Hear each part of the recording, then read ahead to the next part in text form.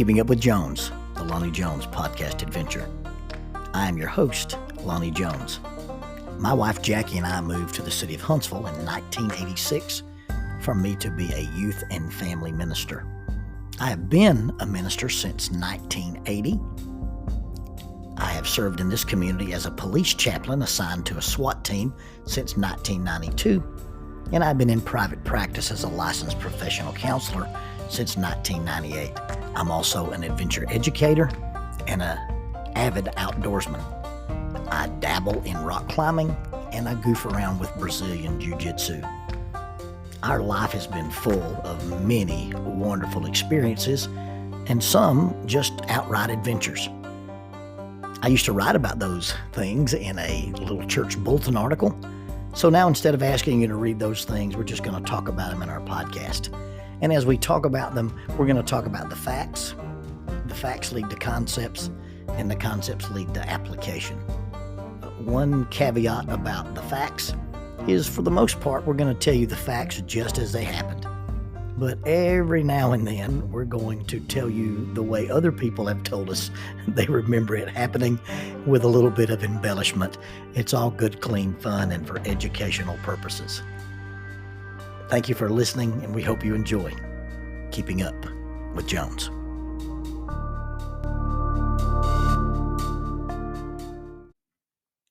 Faulkner University announces a 60% tuition discount for members of the Church of Christ. Now, there are some guidelines. This 60% tuition reduction is applicable to adult undergraduate Bible degrees or graduate Bible degrees from the Curley Graduate School of Theology in the VP Black College of Biblical Studies. You must satisfy all admission requirements and maintain satisfactory academic progress. You must remain continuously enrolled, including summers, until the completion of the degree. You must provide a letter from an elder or minister, preferably on church letterhead, verifying that you're an active member of a Church of Christ congregation prior to your initial enrollment. This offer applies to adult undergraduate degrees such as biblical studies, youth and family ministry tracks, and it also includes graduate degrees. And those are the Master of Arts in Biblical Studies, the Master of Arts in Family Life Ministry, or a Master of Theology, and it also applies to the PhD in Biblical Studies. For undergraduate inquiries, please contact Adult Enrollment, 334-386-7140, 334-386-7140, or Adult Enrollment at Faulkner edu. That is Adult Enrollment at faulkner.edu. For graduate inquiries, please call 334-386-7539, 334-386-7539. Graduate enrollment at faulkner.edu. That is graduate enrollment at faulkner.edu. Faulkner University is a sponsor of Keeping Up with Jones, the Lonnie Jones podcast adventure.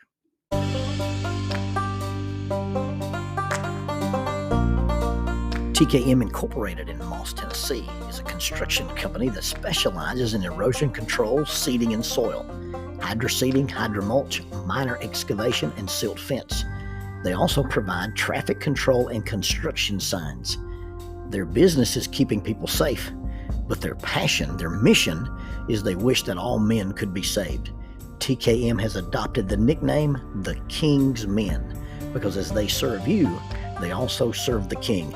If they could provide any of their services for you, please contact them at 931-243-3958. That is 931-243-3958. Or you can contact them on the net at tkminc2001 at twlakes.net. That is tkminc2001 at twlakes.net. TKM Incorporated is a sponsor of Keeping Up with Jones, the Lonnie Jones podcast adventure.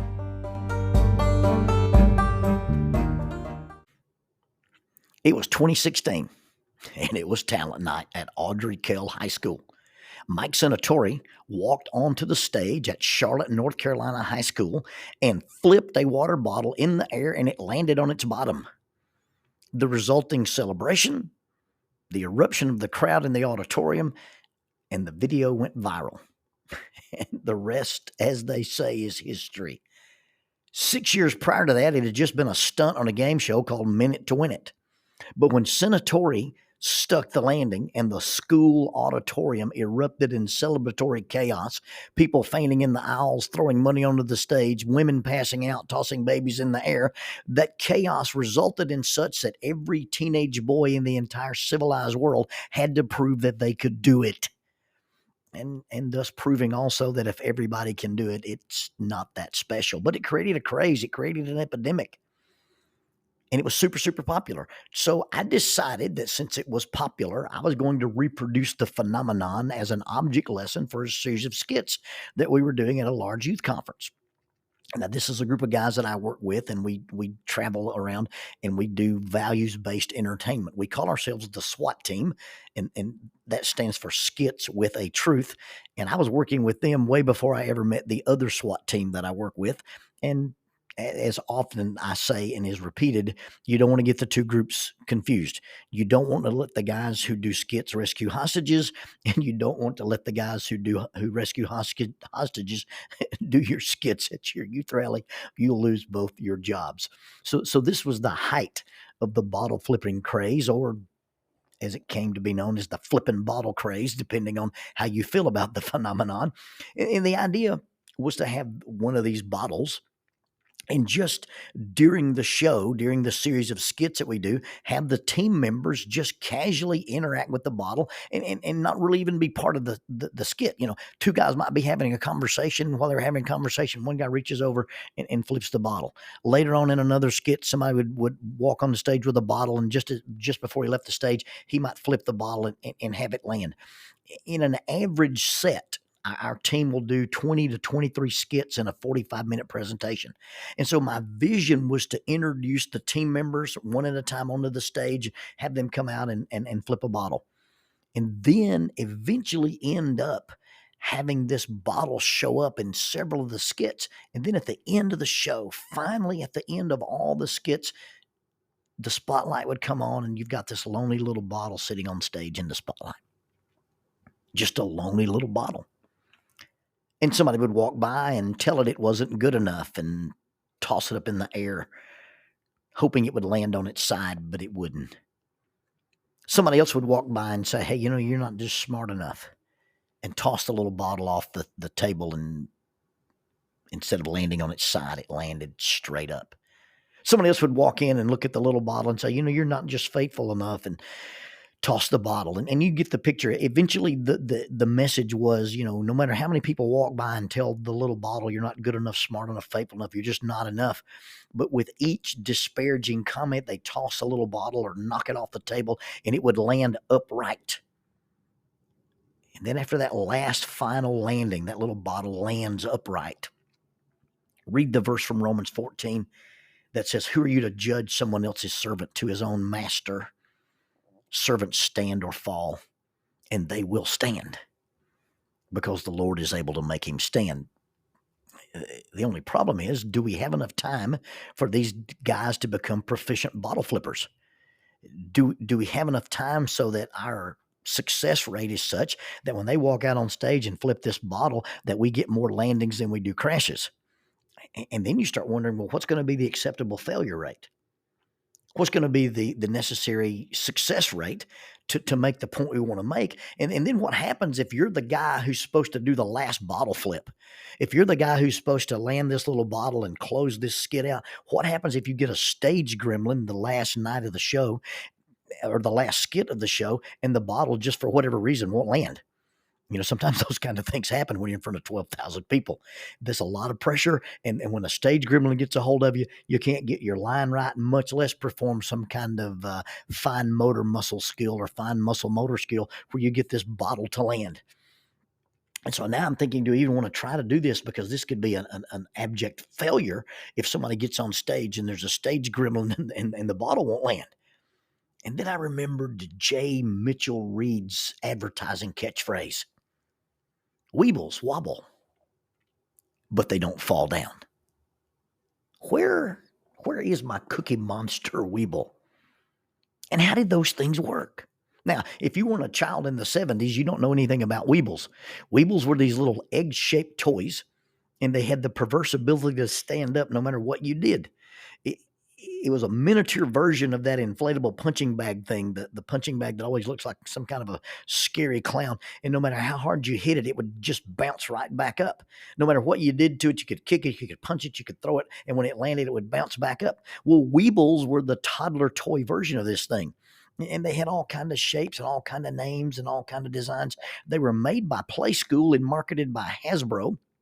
And from 1971 to 2011, there were 116 different types of Weebles. But how did they work? If I could just find the Cookie Monster, I could maybe figure out how this thing worked.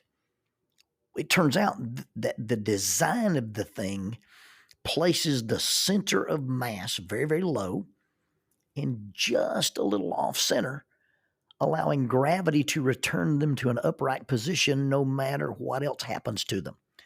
The key design features are shape, distribution of mass, and the slight misalignment of symmetry. Not a complete misalignment of symmetry, but just a little off the symmetry line so that it'll always stand upright. The curvature of the bottom allows for easy rolling and easy movement. That way there's not some bump or some divot in the bottom and they get stuck. The mass is such that the heavier bottom keeps the center of mass low and it promotes the stability. And the shape is almost like a cylinder, and it's cylindrically symmetrical, and it ensures that the center of mass is always on the vertical axis when it's turned upright. So when you push the thing over, the center of mass is temporarily raised and shifted off center, and then gravity, acting like gravity does, shifts the center back and pulls it back towards the vertical axis. This action always causes the Weeble to roll back into an upright position rather than falling over or staying over permanently.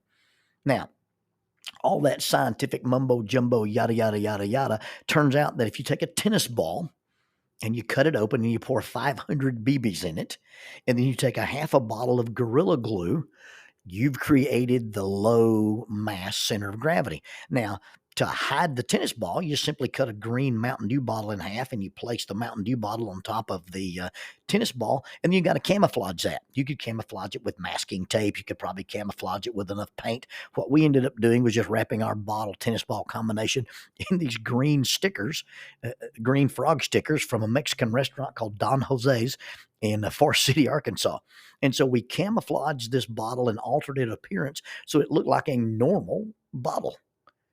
But in fact, we'd invented the perfect Weeble flipping bottle, or flipping Weeble bottle, depending on how you feel about it. This normal looking bottle, aside from the Don Jose stickers, cannot, and I mean it's been thoroughly tested, it cannot remain on its side.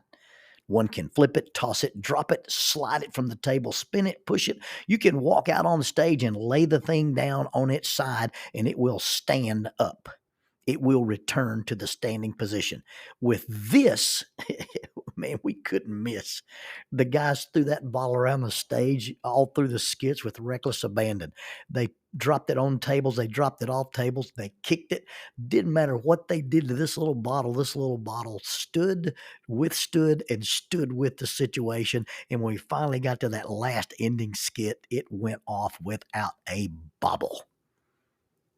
Mechanical equilibrium. That's the term. Mechanical equilibrium, and that's actually engineer speak for Weebles wobble, but they don't fall down. They can never permanently lose their balance. Now that's interesting. They can never permanently lose their balance. Not that they can't get pushed over. Not that they can't get off center. Not that they can't even wobble temporarily. But they cannot permanently lose their balance. They are designed not to stay down. They are designed not to stay down. Spiritual equilibrium. We are designed to be internally stable And we are designed to be eternally stable, such that no matter the outside force, the force of nature, the circumstances, the trials, the tribulation, the temptations, the interaction with people, difficult people, we should not permanently lose our balance. We are designed to be internally and eternally stable. Now, I lose my balance when my shape stops conforming to the original smooth design. I'm supposed to be in the image of God. I can lose my balance when my mass is weighted more toward the physical than it is the spiritual. I can lose my balance when that symmetry fails, and I'm more in symmetry with the world than I am in symmetry with God. When I fail to align on my vertical axis, keep your mind on things above, that's when I lose my balance. Now, please understand, we can wobble. We do wobble. We can fall, and we do fall. We can even fail. But our design is such that we always stand back up. Spiritual equilibrium. We do not possess the capacity for perfection. And it is not that we are not designed to fall. We are not designed to stay down.